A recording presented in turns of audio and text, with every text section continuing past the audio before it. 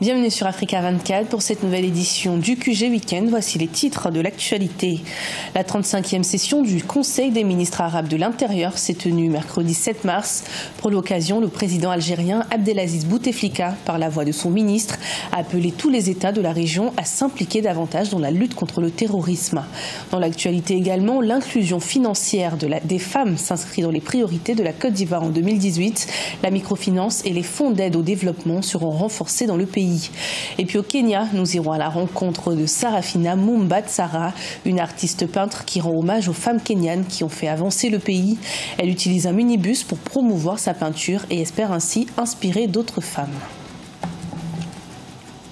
Mais tout d'abord, à l'île Maurice, la présidente de la République, Amina Gurib Fakim, accepte de démissionner après la pression du Premier ministre Pravin Jugnauth. Elle est accusée d'avoir dépensé plusieurs centaines de milliers de roupies pour des achats personnels, de l'argent qui était destiné à l'attribution de bourses aux étudiants dans le besoin. À noter qu'une procédure de destitution avait été lancée contre elle le 8 mars dernier. L'unité pour les pays arabes dans la lutte contre le terrorisme, c'est ce qu'a souhaité le président algérien Abdelaziz Bouteflika mercredi 7 mars lors de la 35e session du Conseil des ministres arabes de l'Intérieur. Dans un texte lu par son ministre de l'Intérieur, Nourdine Bedoui, le chef de l'État algérien a appelé à combattre ce fléau qui sévit dans la région. Des détails avec Vina Nodin. À l'occasion de la 35e session du Conseil des ministres arabes de l'Intérieur, le président algérien Abdelaziz Bouteflika a adressé un message lu en son nom par le ministre de l'Intérieur, des collectivités locales et de l'aménagement du territoire, Nourdine Bedoui. Le chef de l'État algérien préconise la vigilance, la coopération et la coordination du monde arabe face au terrorisme. La lutte contre le terrorisme n'est ni liée à un agenda, ni confinée dans une aire géographique. C'est une problématique qui demeure posée tant que les citoyens et leurs biens sont menacés et que ces groupes égarés persistent à menacer la stabilité des institutions de l'État ou tenter d'imposer des référents religieux et idéologiques étrangers à nos peuples. Le 35e Conseil des ministres arabes de l'Intérieur s'est tenu dans un contexte marqué par de nouveaux défis et risques, dont la propension du terrorisme sur les scènes arabes et internationales. Cette réunion avait pour but l'unification des visions arabes concernant les différentes questions sécuritaires. Il s'agit de coordonner les actions, pas uniquement sur le plan d'échange d'informations, mais également c'est d'avoir une vision. Parce qu'il y a des visions dans certains pays arabes qui pensent que la seule solution c'est la répression et donc la lutte par les moyens sécuritaires et militaires. Et il y a une autre option, comme celle défendue par l'Algérie, c'est de dire qu'il faut qu'il y ait un ensemble. C'est-à-dire qu'il y a la lutte, bien sûr, militaire, et sécuritaire et policière contre le réseau terroriste, mais il y a aussi une lutte politique qui se met sur le plan des idées. Et le Premier ministre algérien, Ahmed Lerria, a parlé de sécurité idéologique.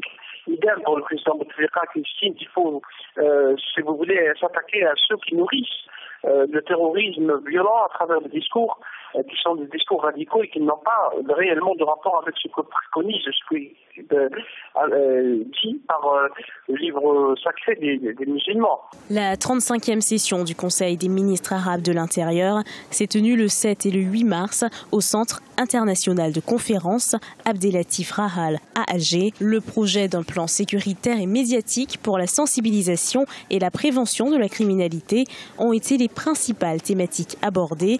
Les ministres des pays arabes se sont accordés pour unifier leurs efforts contre toute forme d'extrémisme.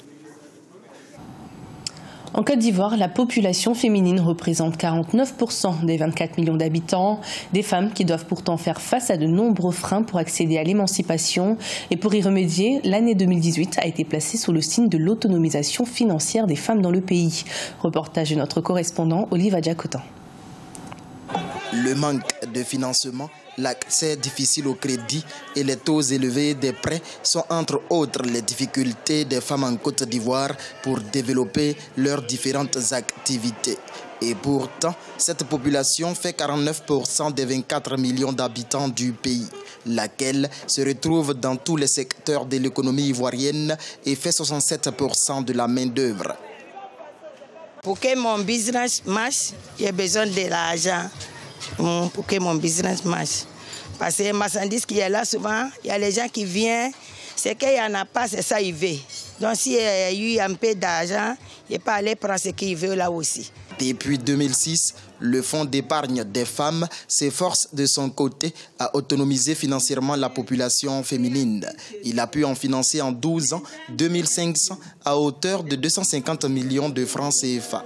Il compte octroyer mensuellement en 2018 aux femmes 120 millions de francs CFA. Si les microfinances sont bien encadrées par les autorités, ils auront aussi la main libre et ils auront aussi les capacités, les moyens, qu'on mette les moyens à la disposition des microfinances pour pouvoir véritablement soutenir la femme. Donc je crois à l'autonomisation de la femme. La Côte d'Ivoire dispose également de plusieurs fonds spéciaux pour l'autonomisation économique des femmes. Il s'agit du Fonds d'appui aux femmes de Côte d'Ivoire, le Fonds Femmes et Développement et le Fonds de 5 milliards du ministère du Commerce pour promouvoir l'entrepreneuriat féminin. Autonomisation des femmes également au Cameroun. Après 2 jours d'échanges et de partage de leur expérience, les femmes réunies autour du UMA, le 8 mars autrement, ont clôturé l'événement entre chants, danses et activités ludiques de toutes sortes. Les femmes ont profité de cette occasion pour faire le bilan de cette 6e édition de UMA et se fixer des objectifs pour l'année prochaine. Des détails dans ce reportage de notre correspondante Viviane Baouken. C'est sur cette note joyeuse que les femmes réunies autour du UMA 8 mars autrement ont clôturé leurs activités dans le cadre de la 33e édition de la Journée internationale de la femme au Cameroun. Entre danse, jeux concours et activités ludiques de toutes sortes, elles se sont données à cœur joie sur la piste. Pour elles, après de durs moments de réflexion, il était important de joindre l'utile à l'agréable. Après avoir autant travaillé, écoutez, il faut se lâcher. À chaque jour suffit sa peine, chaque travail mérite son salaire et c'est le nôtre ici aujourd'hui. On se réjouit, on s'enchante, on se fête, on fait ce break pour pouvoir demain se reposer, mais après-demain se lever et aller vers toutes ces femmes que nous sommes censés civiliser, toutes ces filles, afin que demain, nous puissions tenir face à nos droits, nous puissions tenir et revendiquer ce qui est nôtre. Le 8 mars autrement 2018, c'était des échanges, des ateliers débats, mais surtout des riches enseignements sur la question de l'autonomisation de la femme. En refermant ainsi ses portes pour cette édition 2018, le UMA a marqué les esprits de ses nombreuses participantes.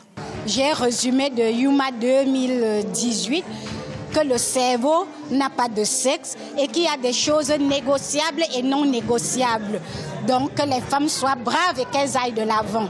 J'ai beaucoup appris sur la femme chef d'entreprise, la femme Bayam Selam, la ménagère, Madame Tout le Monde.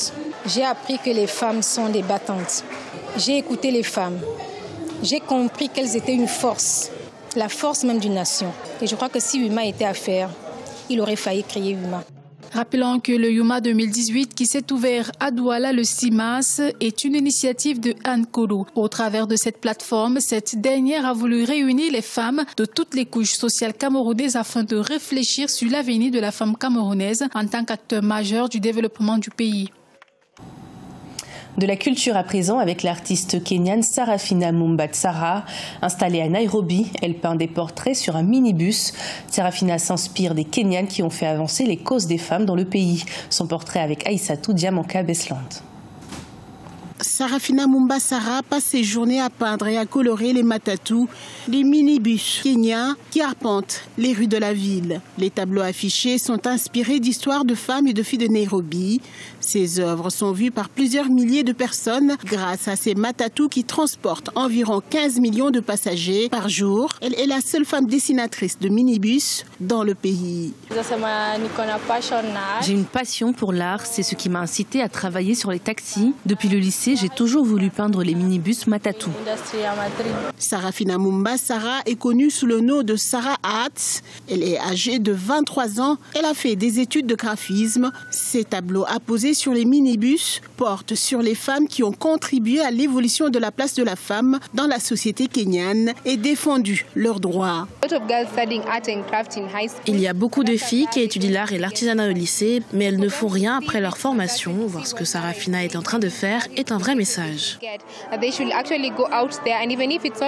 C'est encourageant de voir Wangari Maathai, Lupita Nyong'o, la première dame. C'est très inspirant de savoir que ce sont des femmes qui ont dessiné tout ça à l'intérieur de ce véhicule. Je me sens comme l'une d'entre elles. Je peux être à leur place un jour. Sarafina Mumba Sarah travaille avec une équipe de 4 personnes. Sa première peinture remonte à 2014. Depuis, près de 15 matatous ont été ornés de ces tableaux. Elle espère inspirer encore plus de jeunes femmes à rejoindre cette passion encore dominée par les hommes. Ce journal a été préparé par l'ensemble de la rédaction. Merci de nous avoir suivis. Retrouvez dans un instant une nouvelle édition de l'information sur Africa 24.